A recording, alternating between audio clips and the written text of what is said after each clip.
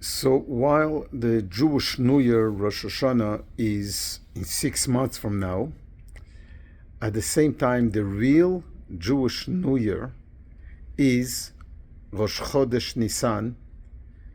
This week, on Thursday, we started the first day in the month of Nisan, the month of the Exodus, the month of Pesach, which is when the Jewish people became a people. So while Rosh Hashanah is really the Rosh Hashanah, the New Year's for the creation of the world as a whole, the Jewish New Year, and biblically, the year starts on Rosh Chodesh Nisan this week.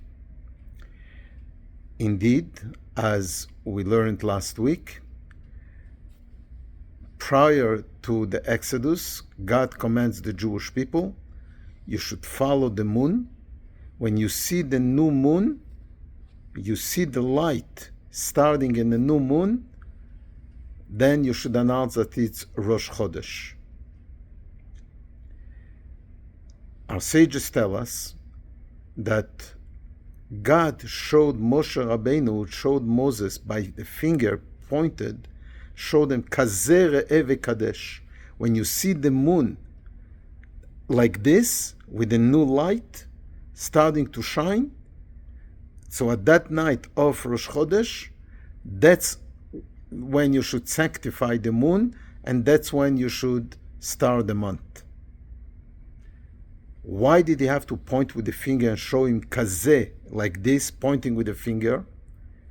So our sages tell us that Moses had difficulties with understanding when and how this is working. What's so difficult in understanding that when you see the light of the moon gets less and less light over the last 2 weeks of the month. When the new moon starts again to shine, you should announce the new month. What's so difficult in understanding that? What was difficulty, the challenge of Moses, of Moshe Rabbeinu? Many commentaries and explanations are given on that. Amongst them is the following. Moshe's problem was not physical, but it was the concept of it. His question was that it makes sense to celebrate the full moon. When things are completed, when things are accomplished, that's when you celebrate. Why do we start celebrating, and how come the entire Jewish calendar and Jewish nation is based on the start of the light of the moon? God pointed with the finger and said, this, an emphasis, this is what makes us holy.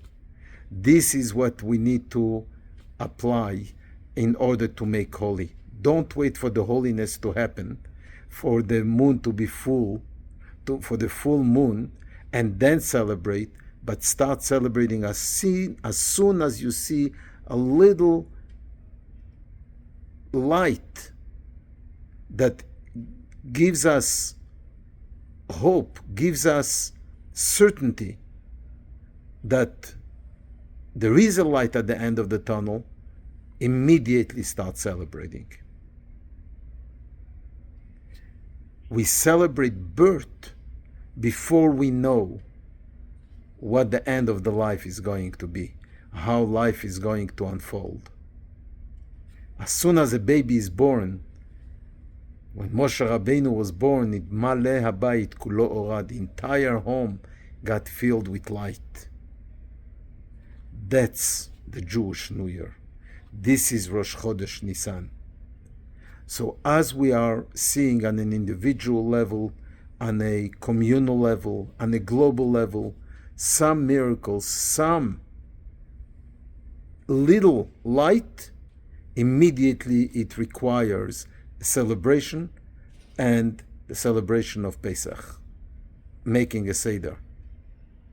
And that's why at the Seder, that is coming up in 2 weeks, we place on the Seder plate things that are not necessarily positive and enthusiastic and very uplifting. On the contrary, but Shana Ba'a B'Yerushalayim. But yesterday I was in exile, tomorrow I'll be free. And that's what we're celebrating.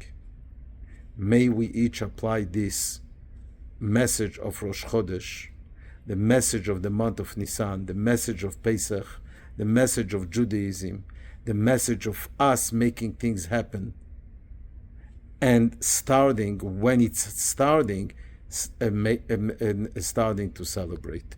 Good Shabbos, Shabbat Shalom. May this month be the month of ultimate miracles, with light over darkness and winning the war of getting rid of evil in the world.